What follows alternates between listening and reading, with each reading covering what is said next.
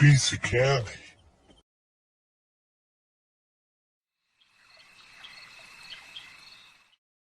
Having left my factory job and struggling to find a position that paid well, I stumbled upon a job listing in the local town newspaper. Vacancy: night shift security guard, no experience required. Call John at phone number listed. I dialed the number and was greeted by an elderly man. He instructed me to come in the following day for an orientation and an overview of the job. So, am I hired?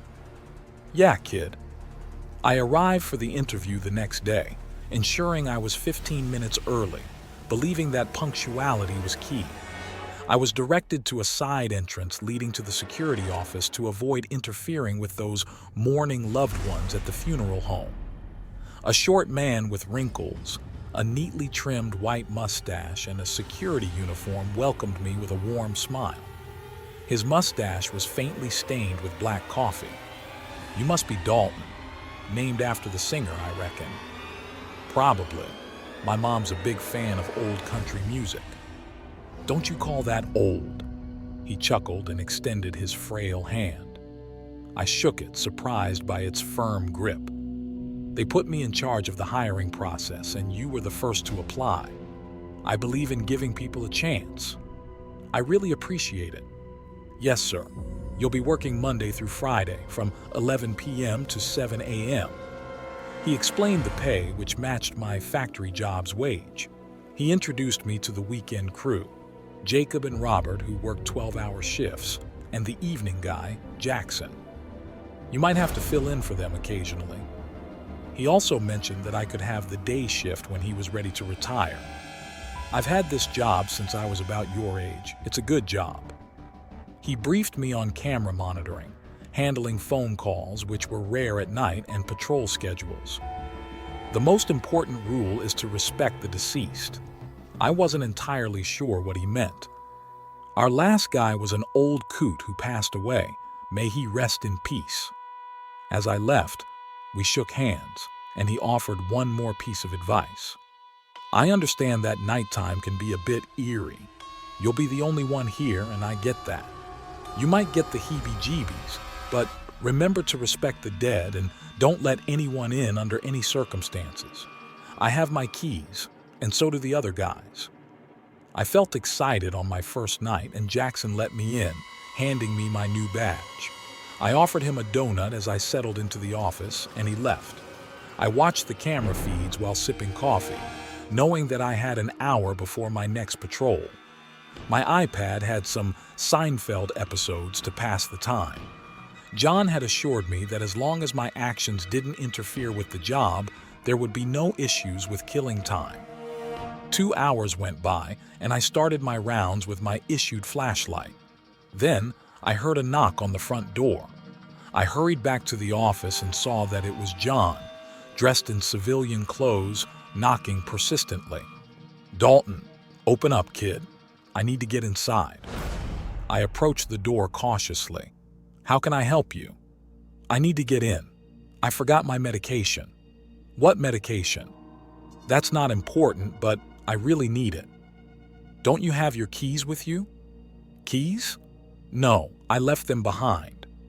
I remembered he had his office key attached to a key ring that held keys for his home, truck, and other things. "How did you get here?" "In my vehicle." "What color is your car?"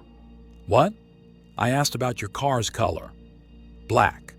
"But you drive a red truck." John began pounding on the door, and his voice changed, becoming deeper and distorted. "Let me in this damn door so I can get my medication, or I'll fire you." I turned and rushed back to the office, trying to block out the noise. John stared at the camera with a menacing smile. "Smart boy." He turned and walked away.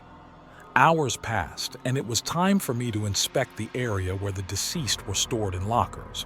I knew it would smell of cleaning supplies and be cold, so I put on my issued jacket. I glanced at the camera pointed in that direction and froze. People were standing in the area, just talking and loitering. If I had been more alert, I would have called the police. But who could guarantee that the incoming officers were genuine law enforcement? I sprinted to the area with my flashlight swinging mechanically, left and right. I opened the door and found open lockers with a group of deceased individuals standing and conversing. One of them turned to me. "Hello there." It was the last thing I remembered. I woke up shortly after, surrounded by the dead. It was both terrifying and heart-wrenching. Here stood someone's grandfather, a person who had died by suicide, and others, including one who appeared to have suffered gruesome injuries. "What's happening?" The grandpa spoke up. "I found a note on this table.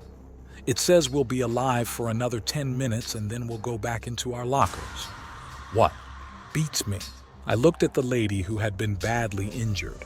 Her throat was slashed and her sundress was stained crimson with stab marks.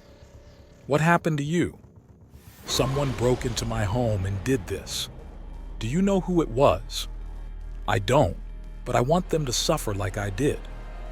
She described the man as having short, dark hair, a snake tattoo on his arm, and an incomprehensible prison tattoo on his neck. The others mumbled about their lives and savored their last moments.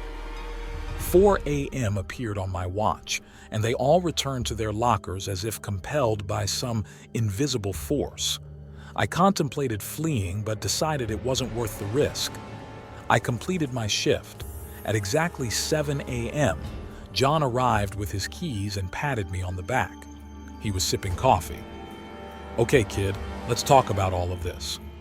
I'll keep you updated as soon as possible."